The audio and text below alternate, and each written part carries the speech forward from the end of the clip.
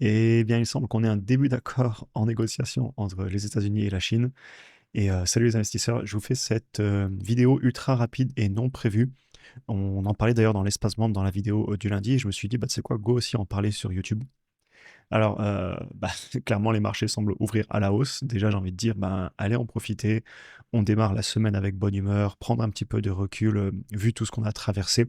On a quand même beaucoup encaissé niveau émotionnel depuis début avril.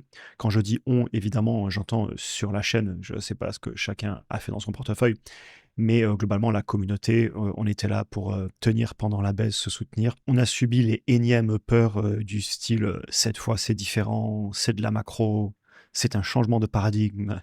Et vous savez quoi? Oui, ça peut baisser à nouveau ou ça peut repartir. Je ne sais pas, je ne prévois pas l'avenir à court terme.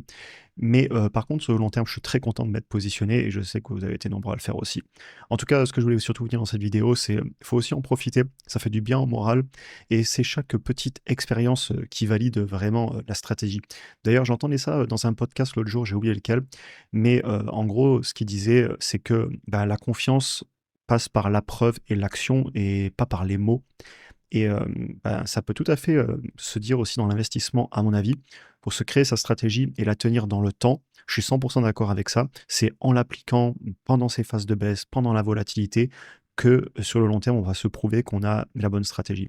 Et maintenant, une fois que ça remonte, on peut avoir la petite chanson qui vient dans notre tête qui va nous dire: «Il y a plus de bonne affaire, comment on fait? J'ai pas acheté assez» et c'est normal de se dire ça, on aimerait toujours avoir acheté plus, c'est facile. Une fois que les choses se sont passées, de dire: «Et si?» C'est trop facile.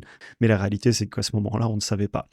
Donc personnellement, ce que je fais dans ces moments-là, bah, c'est que je reviens aux fondamentaux quand ça remonte et d'ailleurs, grosse analyse et recherche en ce moment sur plusieurs titres. On vient de se faire une grosse session, de travail. Je suis en train de faire des grosses sessions de travail, par exemple, en ce moment sur AMD, analyse en cours.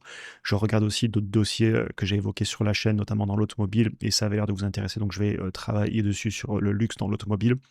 Enfin bref, j'arrête cette vidéo, je voulais qu'elle soit courte. Profitez-en aussi dans ces moments-là. On n'a aucune idée d'où ça va aller dans une semaine ou dans un mois. Par contre, on sait ce que l'on contrôle, la stratégie, analyser les entreprises et d'ailleurs d'autres actifs, peu importe lesquels ils soient dans le patrimoine et acheter pour le long terme. Allez, encore félicitations à tous, congrats. Demain, on se retrouve pour une nouvelle vidéo sur YouTube et je vous souhaite un excellent début de semaine. Ciao.